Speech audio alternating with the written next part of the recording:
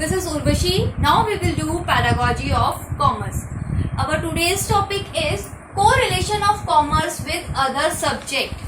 कि कॉमर्स को कैसे अदर सब्जेक्ट्स के साथ कोरिलेट किया जाता है या फिर ये एक कोरिलेट होता है एक दूसरे के साथ। कोरिलेशन का क्या मतलब होता है?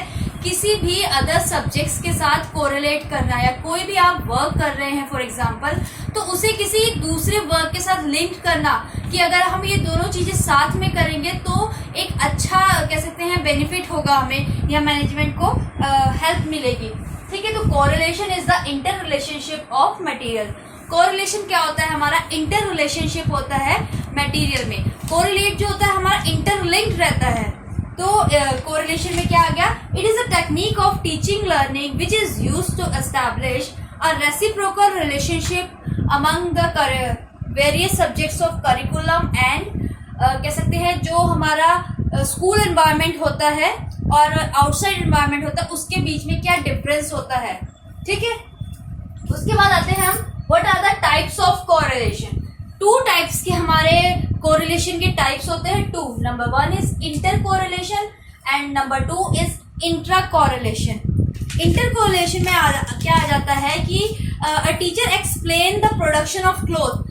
अपना टीचर जैसे स्टूडेंट्स को पढ़ा रही है तो प्रोडक्शन ऑफ क्लॉथ्स के बारे में बताती है, तो साथ के साथ वो क्लॉथ्स के बारे में ये सब चीज अपना, जैसे ही मान लीजिए कि क्लॉथ के कैसे बनता है, कैसे उसकी प्रोडक्शन होती है क्लॉथ्स की, उसके साथ वो टीचर ये भी बताती है कि कैसा क्लाइमेट रखा जाता है वाइल मेकिंग क्लॉथ्स। ठीक है, उसके बाद वहाँ का क्या टेम्परेचर रहता है, वेदर कैसा, रेनिंग कहाँ पे, क्लॉथ्स के लिए हम जैसे कपड़ा यूज करते हैं कॉटन का कपड़ा, तो कॉटन हमें कहाँ मिलती है, ये सारी चीजें डीपली स्टडी करके इसमें इंटर कोरिलेशन में हमें बताई जाती हैं कि कॉटन कहाँ पाई जाती है, कौन सी सॉइल पे पाई जाती है, वहां का क्लाइमेट कैसा होना चाहिए, रेन होनी चाहिए या नहीं, टेम्परेचर कैसा होना चाहिए। तो इंटर कोरिलेशन में ये सारी चीजें टीचर्स जो है डीपली आपको पढ़ाती है। एंड नेक्स्ट आ जाता है हमारा जो इंट्रा कोरिलेशन। उसमें क्या होता है?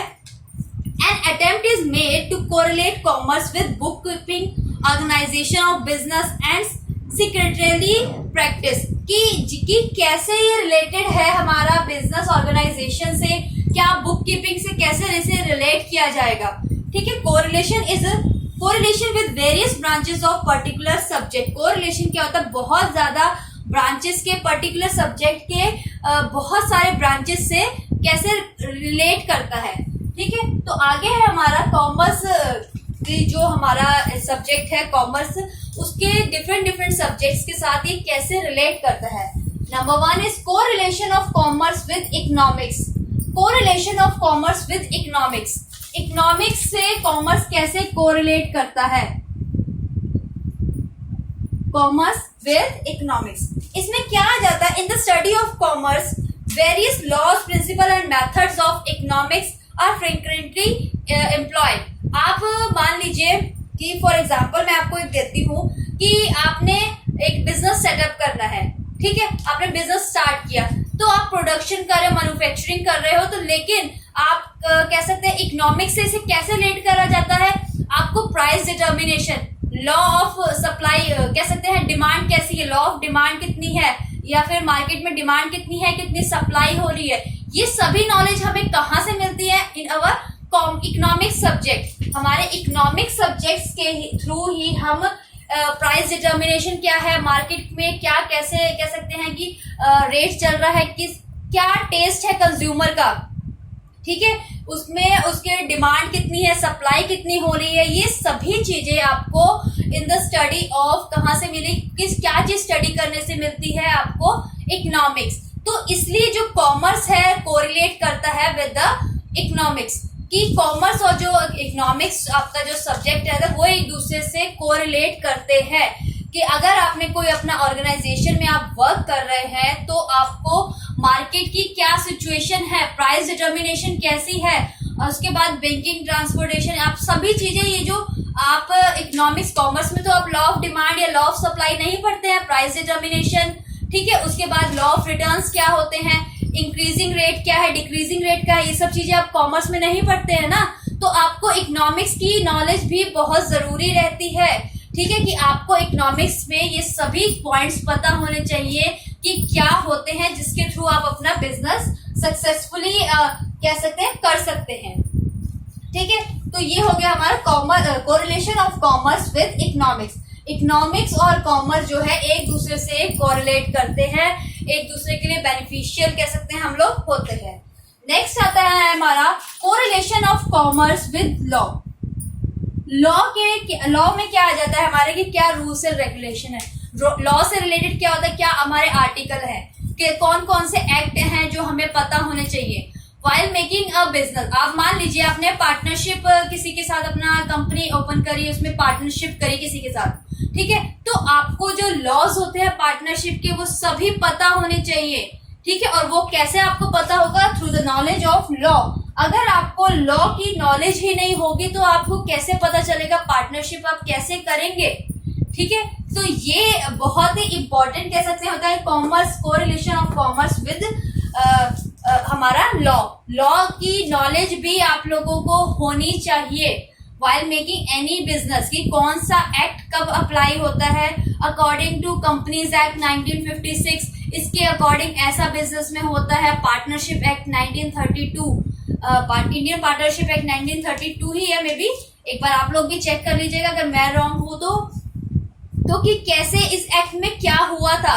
और भी बहुत सारे टैक्स के लॉज होते हैं कि अगर आपका फर्म है 5 लाख आपका ईयरली है, ठीक है, तो उसमें कितना टैक्स लगेगा, या फिर आपको 50 लाख टर्नओवर है ओवरऑल ईयर का तो उसमें कितना आपको बेनिफिट होगा, या कितना आपने किस परसेंट के हिसाब से आपने टैक्स पे करना है। तो ये सब नॉलेज हमें कहाँ से होती है, in the law, from law.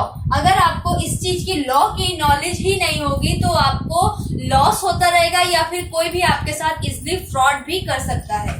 तो ये हो गया हमारा correlation of commerce with law.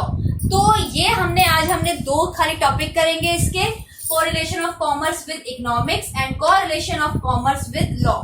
तो ये हम लोगों का हो गया कि इकोनॉमिक्स और लॉ जो है हमारे जो सब्जेक्ट है, अदर सब्जेक्ट कॉमर्स से डिफरेंट सब्जेक्ट है, इन दोनों की नॉलेज हमें होनी चाहिए व्हाइल मेकिंग अ बिजनेस। ये हमें हेल्प करते हैं, इकोनॉमिक्स की कंडीशन कैसी होती है वो हमें नहीं पता होगा तो हमें बिजनेस करने में प्रॉब्लम्स आएंगी। And the same case of law, अगर लॉ के हमारे कह सकते हैं कि लॉ के बारे में हमें नहीं पता होगा, क्या रूल्स और रेगुलेशंस रहते हैं हमारे, कौन सा एक्ट कहाँ लगता है, कितना टैक्स पेयर कितने हैं, कहाँ से हमें कह सकते हैं कहाँ से हमें नॉलेज मिलेगी कौन सा टैक्स कहाँ पे अप्लाई करना है, कौन सा एक्ट, कौन से आर्टिकल्स के थ्रू हम अपना बिजनेस स्टार्ट कर सकते हैं। अगर इस चीज की आपको नॉलेज नहीं है तो आपको लॉस हो जाता है या फिर कोई भी आपसे फ्रॉड कर लेता है। तो कॉमर्स और economics and law are the different subject which is beneficial और कोरिलेट विद जो हमारा मेन सब्जेक्ट है कॉमर्स। तो कोरिलेशन क्या हो गया, किसी भी अदर सब्जेक्ट के साथ कोरिलेट करना। ठीक है, इसके 2 टाइप्स होते हैं, inter correlation and intra correlation. And 2 subjects आज हम लोगों ने किए हैं। इसमें आप लोगों को डाउट या कोई क्वेरी हो कि आप लोगों को समझ नहीं आया है कि इकोनॉमिक्स से कैसे कोरिलेट करता है या लॉ से कैसे कोरिलेट करता है, तो आप लोग मुझे मैसेज कर दीजिएगा। Thank you everyone.